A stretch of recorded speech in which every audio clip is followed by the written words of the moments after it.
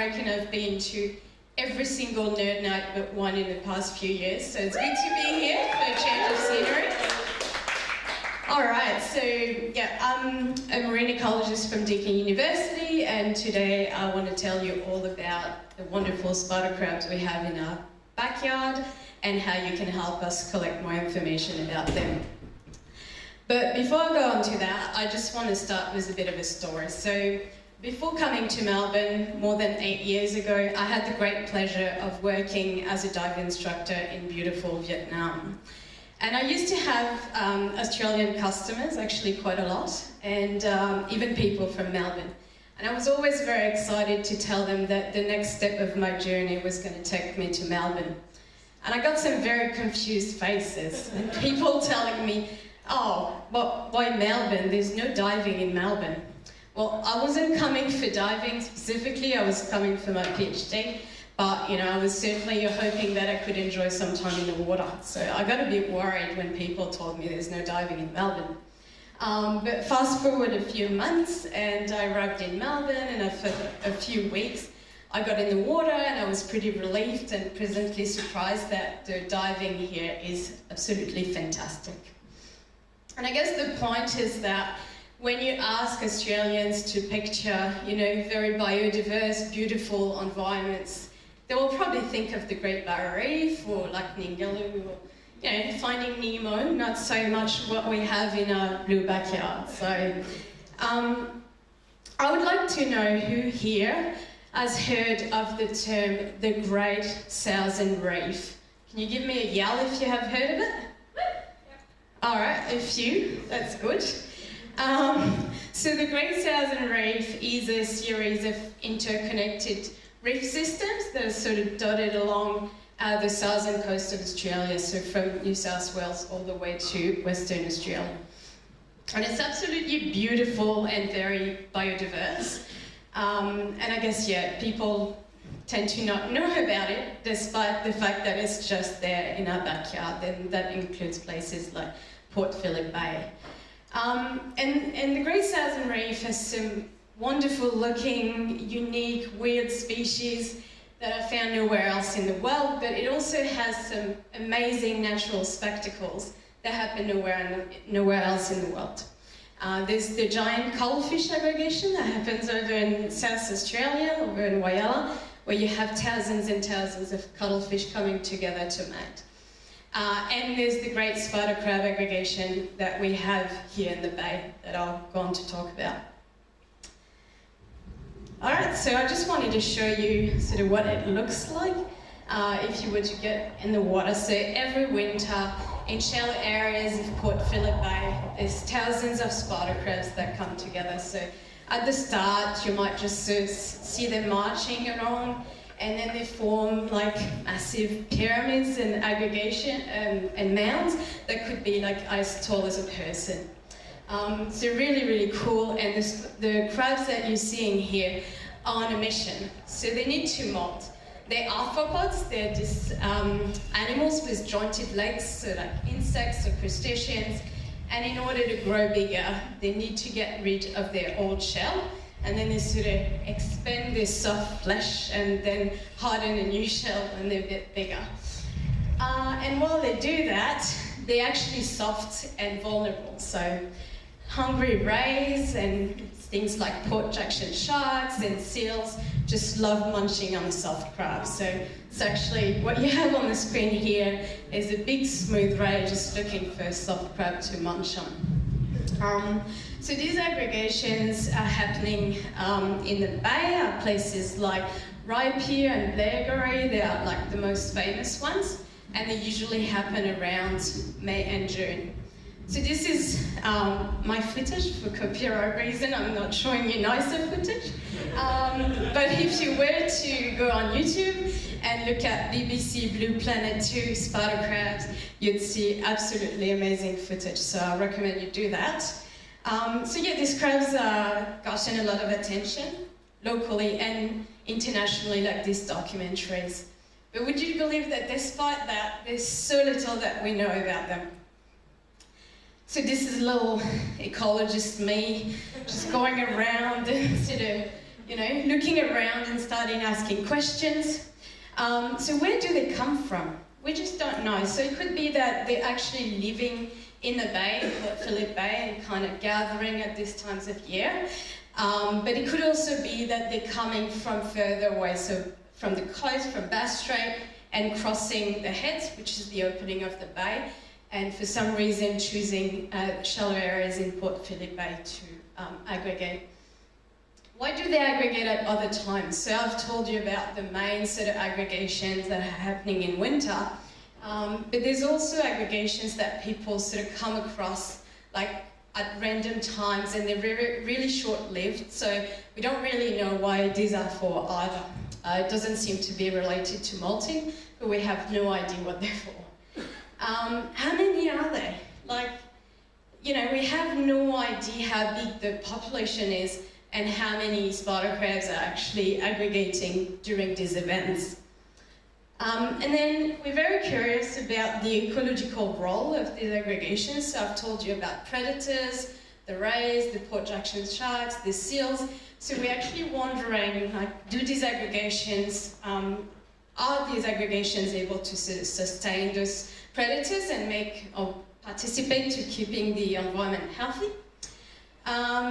What triggers the aggregation? So there's theory out there that, it's full moon, or it's water temperature, or some currents.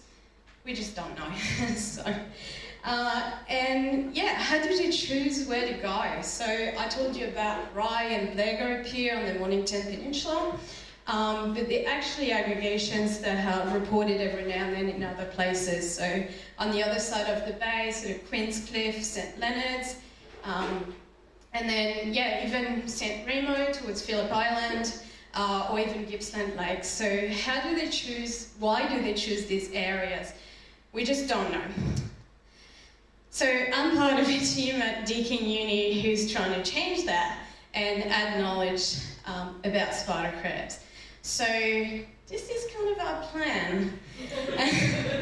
So we're using a mix of traditional science and citizen science to find out more and to investigate and solve the mysteries that are surrounding the aggregation. So we've got time-lapse cameras that we're really excited about, so we want to deploy them where the spider crabs aggregate, so these piers that I told you about, and actually get some images, hopefully during the aggregations. And then we'll put these images onto a web portal, and we'll rely on people like you, hopefully, and people around the world, if they want to participate, to count those spider crabs and tell us what kind of predators might be around on the images. We're also we'll be doing surveys during aggregation. So I'm in the team of very fortunate trained divers that can do that. So it'll be fun at that time going there and doing surveys, picking up some crabs, doing their males and females and measuring them and things like that. So we also have some baited cameras, and the way that works is that you have a camera and a pole, and attached to that there's a mesh bag with some bait, and predators sort of come and check that out, so you kind of know sort of what's around. So we're actually doing that as part of an ongoing monitoring program, and so we want to compare what predators are around and how many are around at different times of year, and how that compares to when the spider crabs are around. And then we're really excited about acoustic tagging, so we'll have 50 lucky winner spider crabs that will come home with a little gift from us in the form of a tracker that emits signals, so it's like some pings. And then we've got listening stations sort of throughout the bay, so we can figure out after they molt, where do they go, and whether they cross outside the heads, whether they leave the bay and go back to deeper waters. So that's all nice and well, right? But there just aren't enough marine scientists around, and let's face it, enough funding. So now we need your help as well. So that's the citizen science program that we've created. That's called Spider Crab Watch. But before I explain to you how this works, I'd love to know who here tonight either swim in the bay, could be anywhere at any time, swims, dive or snorkel. Okay, yeah, quite a few, that's good. What about boating? Any kind of boating activity, sailing, kayaking, even stand-up paddle boarding? Yeah, a few, cool. What about going to the beach or walking on the piers? Okay, yeah, a bit more. Great, so congratulations, you're all able to help us. Alright, so I'll explain the way Spider Crab Watch works. Alright, so it's pretty simple. We want people to log sightings when they see spider crabs, or they don't see spider crabs. I'll get onto that in a moment. Or when they see moults. So, pretty straightforward. When you see spider crabs, either alone or in groups, then you can log a sighting. So logging a sighting only takes a few minutes. If you have photos, great, we'd love to see them, but if you don't, that's fine. You don't have to rely on photos. So if you, on a pier and you see them, shallow area, you see them, you can snap a photo on your phone, and then you can upload that with a bit of information about where you were and what time, things like that. So we're also interested in knowing when people don't see spider crabs. How does that work? So if you go on, say, on the snorkel, St. Leonard Pier for an hour, you'll see plenty of lovely creatures, but maybe not spider crabs. So you can log a sighting saying I've been here at that time for an hour, for example, and I haven't seen spider crabs. Now, the reason why that's important is that 0 is also a result. So when we're trying to figure out what kind of habitat the spider crabs like, and they like to aggregate in, if we only know when and where they're found, we only have half of the story. So, okay, they're found on sort of sandy, flat bottom, for example, on some of the piers that I've mentioned. But what about seagrass? What about rocky reefs? So if we know divers or anyone else tells us they don't see them there, that's very good information for us as well. And finally, we also want people to look out for moults. So as the season progresses, so the aggregations typically happen in May and June. So the spider crabs, as I explained earlier, will lose their shells, and that sort of falls on the seafloor, and then eventually ends up washing up on the beach. So if people come across them, that's a very good indication that there has been an aggregation nearby, so we really want to know that. So yeah, it's not just involving people that are diving and snorkeling, it's also involving people just going to the beach and looking out for that. So the way to log sightings, the gentleman in the middle will be very happy that I've got a QR code there.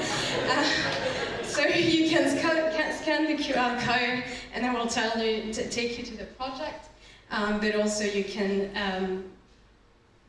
search Spider Crab Watch iNaturalist on your favorite search engine, and you'll navigate to the project. So you need to create an account, which only takes a few minutes, and then you're good to join the fun.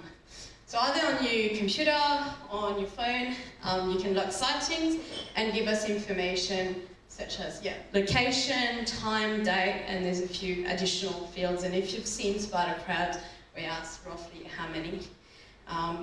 Don't worry if you're not good at math, we're not that accurate. It's just to know if it's 1 or 5 or hundreds. And that's what a moult looks like in real life, right? So if you get in early and the moults are nice and fresh, you'll actually see what you have there at the top. So you actually get the whole animal. And when you actually watch the spider crabs molt in the water, it's unbelievable. It's like watching something being born, pretty much. So yeah, here you've got the back and the belly and the legs. But yeah, if it sort of gets washed up and sort of moved around in the waves and eroded, you might actually just get sort of the top of the carapace. So yeah, that's what to look for around May, June, and yeah, we really want people, not just divers. So divers have been sort of reporting information on spider crabs in the past few years on the Facebook page, but let me tell you that Facebook data is incredibly hard to retrieve. So yeah, we just needed a better system, so that's what we've come up with. All right, and I just want to finish by acknowledging that we got funding from the Victorian government. I want to acknowledge my colleagues at Deakin, our partners, the Port Phillip Eco Centre and Victorian National Parks Association, and a whole bunch of legends in the community are helping us getting the word out about the project. And yeah, finally just reach out if you're interested in spider crabs, if you're interested in the program in logging sightings. I'd love to hear from you. So there's my email address there and my Twitter handle. You can also find me on Facebook under my name. So yeah, look forward to having you on board, seeing your photos, seeing your sightings, and yeah, happy to take any questions now.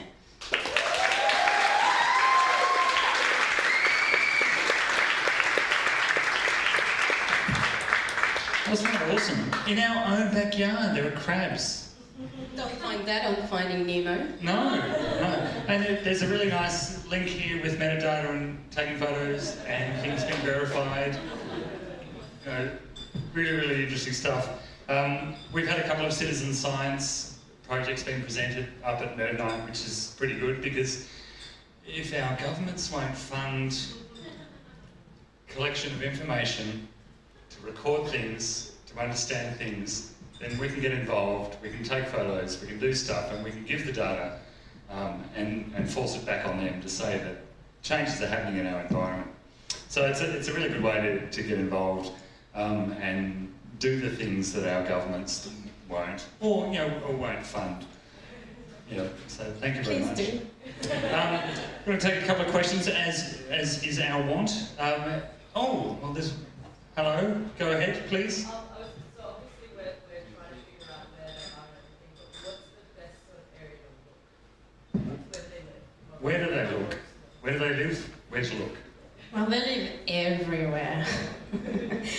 Potentially they can be found just about anywhere in the bay and outside. So I've mentioned the bay obviously because we're all here in Melbourne, but we're also welcoming sighting for outside, so Australia-wide really, and there's also some smaller aggregations in Tasmania.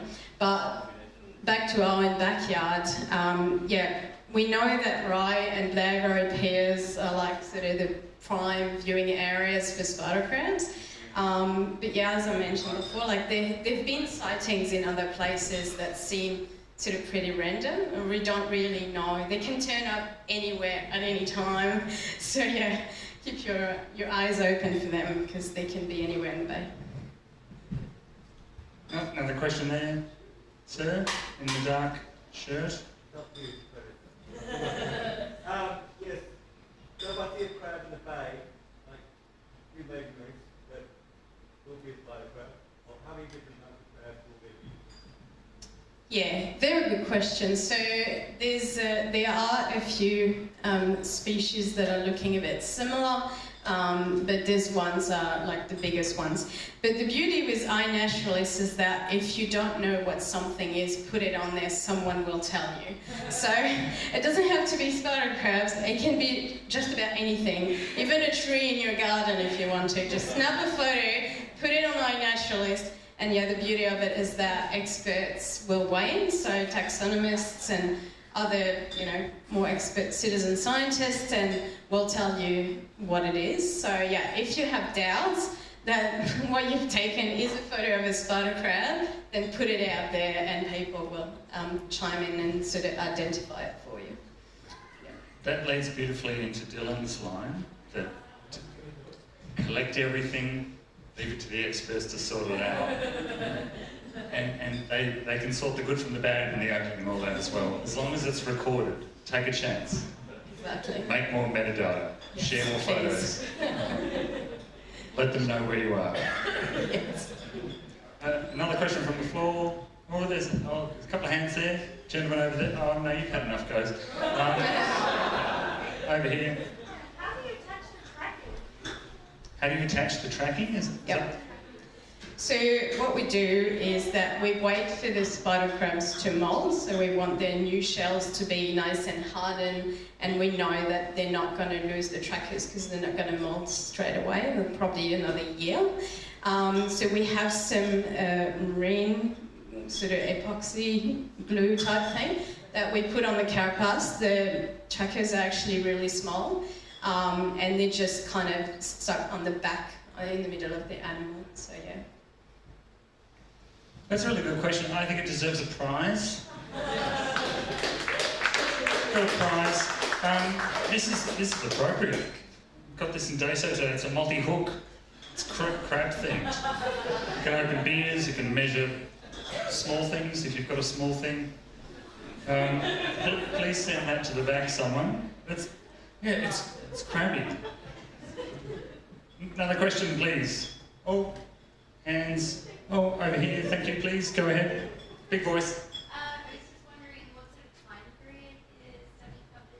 Have you collected data already from previous years? And I guess what sort of changes you anticipate with the spider crabs, or if any? What kind of changes in what, sorry? Just, you know, are there any changes that you anticipate or expect to see? Yeah.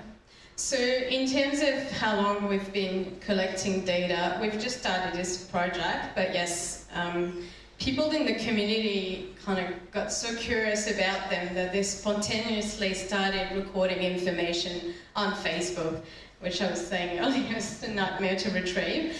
And also, so this data is so people were letting other people know where the spider crabs were around. And where, and but it's very, very inconsistent. Some people put a lot of information out there, some people put nearly nothing, just photos and say this is the site.